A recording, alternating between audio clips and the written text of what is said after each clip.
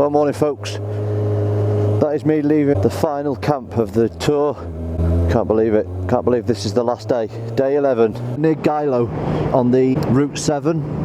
Depending on what time I make, I might go to Roldal just so I can get a picture of the big stave church at Roldal. And then I want to ride Route 13 all the way back into Stavanger just as a bit of a swan song, rather than just follow the E39 back into Stavanger. I'd like to do a decent road on the last bit. So that's it. I can't believe it. 11 days touring Norway, highs and lows.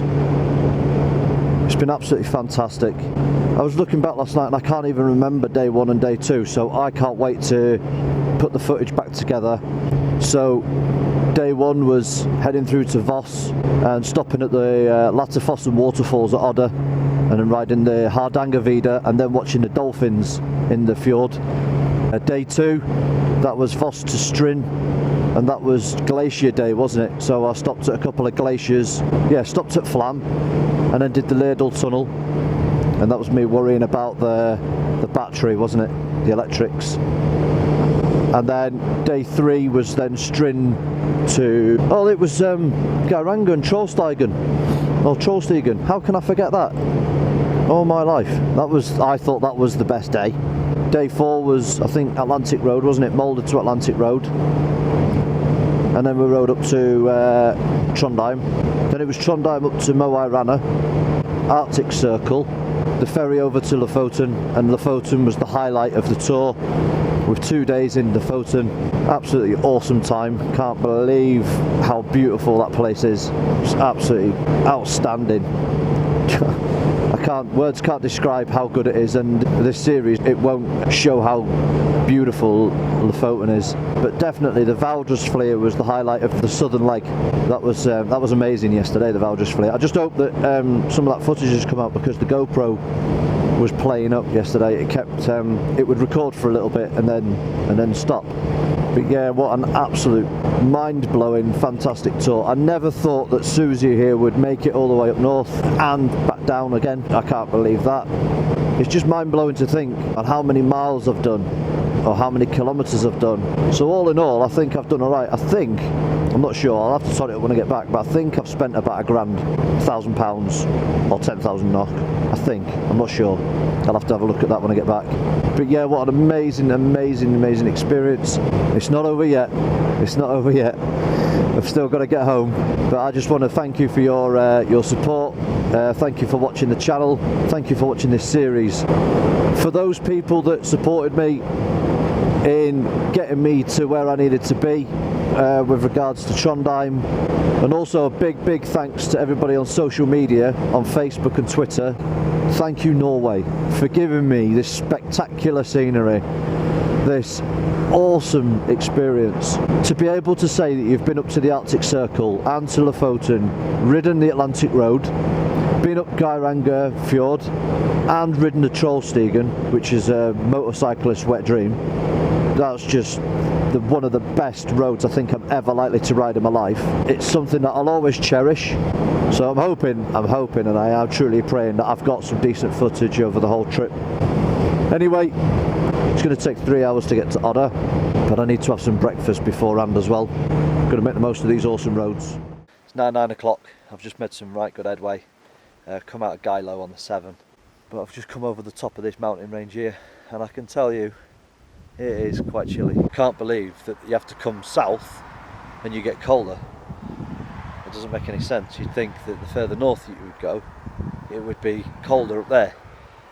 But standing on the Arctic Circle in shorts and t-shirt, and now I'm having to come down here and I'm in full thermals, it doesn't make any sense. But there's a little cafe over here, just on the mountainside, just on the roadside there. Oh, I am starving. Anyway, I'm going to have some breakfast and then I'll speak to you later on. Bacon omelette with all the trimmings and a round of toast.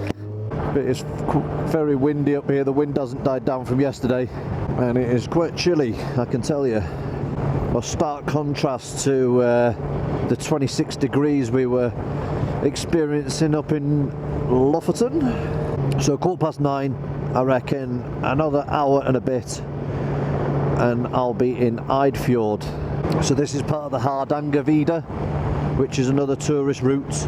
Route 7, Hardangervidda, heading down into Eidfjord and Odda over this mountain range.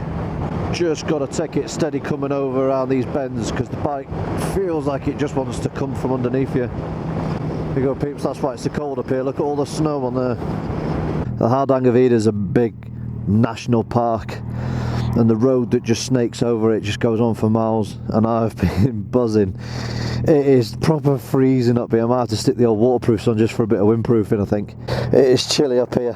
You've got to be careful when you're egging it over the top and you come around a bend and there's 3 sheep stood in the middle of the road.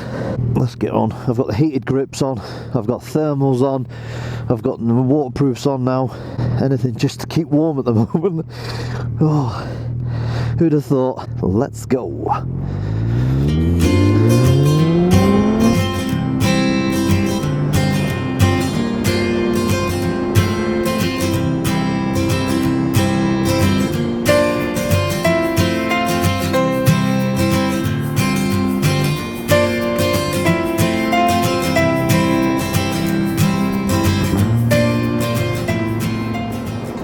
So guys and girls, if you've got a motorbike, I urge you to get it out to Norway.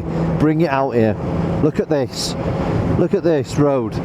This road just snaking through these mountains, and they're all like it out here. Not just this one, they're all like it. All the national tourist routes are like this road here. They're fantastic roads for your motorbike. You need to get out here. Make the journey, it's worth it. Bring yourself out from the UK or Europe and come here, because it is bloody brilliant. It really is. Everybody said to me when I was going to the Arctic Circle, they were worried because it would be a tundra and it would be desolate. And this is desolate. And this is no different to the Pennines or the Lake District in the UK. And there are cafe stops, there's people everywhere, there's hikers everywhere. But these roads are built for motorcycles. I have just ridden over the top of that mountain range, and then I've just come down the valley, and if you look up there, all the way around there, this is the mountain that I've just ridden down, hairpin after hairpin after hairpin, starting off at the top at Voringfoss, I think, the big waterfall, big massive tourist attraction up there with the big waterfall. But as you start from there, you snake down these mountain sides, and you're going through tunnels as well. So the tunnels have got hairpins in them as well. It's just in and out of tunnels all the way down this mountainside here. I'm definitely coming out here again, even if it's just for just an overnighter, you know what I mean? So bring the bike over here, ride this, and then do an overnight in a cabin and then ride back. But it's just gorgeous. Tell you what, I've been so lucky is that every day that I've ridden, there's been a decent road on each day to ride.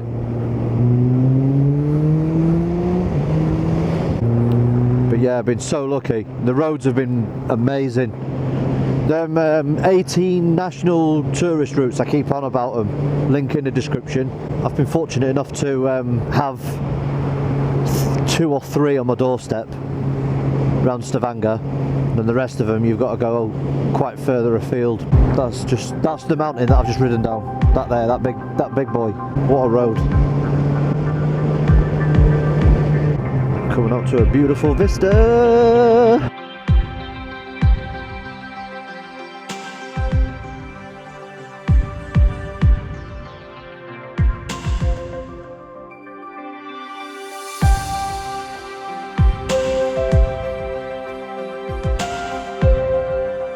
Well folks, we've just left Eidfjord, and on the 13, yeah, we're at a place called Ringøy, just coming round this big fjord, which is still the Eidfjord. What a brilliant, brilliant day. I am absolutely buzzing today. I'm having such a great day. I'm going to do the 13 all the way back home, get the ferry into Tal and Høyla, and then that's on my doorstep then, going into Sandnes. Might even have a glass of fizz tonight, you know. I might open the bottle of fizz just to celebrate. I think that's what I'm going to do actually. So what would I do different on the trip then? I would take some sort of electric power cable if I was camping again. If I wasn't camping again, I'd definitely take extension lead with me, just so I could charge everything inside if I got one of these wooden hutter cabin things. I'd have taken more underpants, that's what I'd have taken. I run out of undies on day 6. I only took 6 pair of undies with me because I thought I'll wear them inside out. Thinking that, you know, if you're on a 6 month trip, you don't take 6 months pairs of underpants, do you? But I mean, how small do underpants roll down? Dirty minger. But you go to these campsites and there's all washing facilities anyway, so I did my laundry at the campsite. I would remember to put my side stand down, yeah, because that just caused me no end of grief. You don't really need to have a plan in your head with regards to campsites. You can just ride up through Norway, and there's so many of these different campsites, and they've got all the facilities there: showers, washing machines, kitchens. They've got everything there. It's so easy. I think Norway itself makes it easy. It's very, very outdoorsy driven, and that's what I love about this country. And it doesn't matter what the weather is, they're geared up. The Norwegians are all geared up for the bad weather anyway. You can go anywhere absolutely in Norway, and you will find tourist spots, campsites, and anything to meet your needs. But look at that, back home near Odda, back amongst the fjords and the mountains again. Nearly home folks.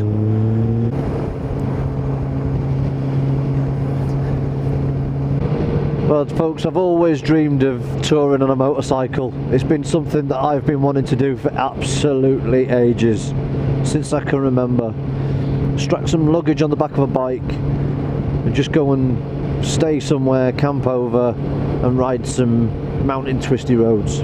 To have done this, to have ridden Norway. Can't believe it. Can't believe I've done it. Even now though, coming home to Stavanger, you're still greeted with these lovely little villages, wooden huts, wooden houses on a backdrop of fjord and mountain. And that to me just sums up Norway. But this backdrop here, where you've got the mountain, the misty cloud, all these little white and red houses, wooden houses, sat on a fjord, and then you've got them snowy mountains, and in a few months they'll be covered in white and I'll be getting my skis on. But thank you, Norway, for being so fantastic. I'm going home next year. I'm going back to the UK in June. It's going to be an emotional time, I can tell you. I'm not going to start. I'm not going to go again. I'm not going to go again. But it's going to be emotional next year. And doing this trip is just the icing on the cake.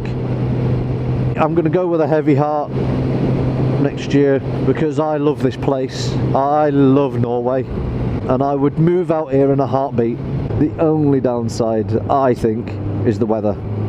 Right, and then just to complete the trip, we're going to go a little bit of off-roading just to show that the GSX 650 can indeed go off-road. So the GSX 650F is indeed an all-round bike. It's good for commuting, touring and off-roading. Well, that's us coming into Roldal now.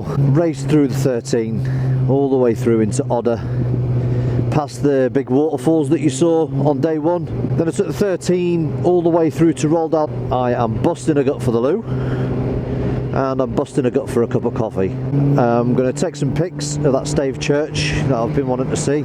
But yeah, never been to Roldal before, so it's a first. Stave church is right.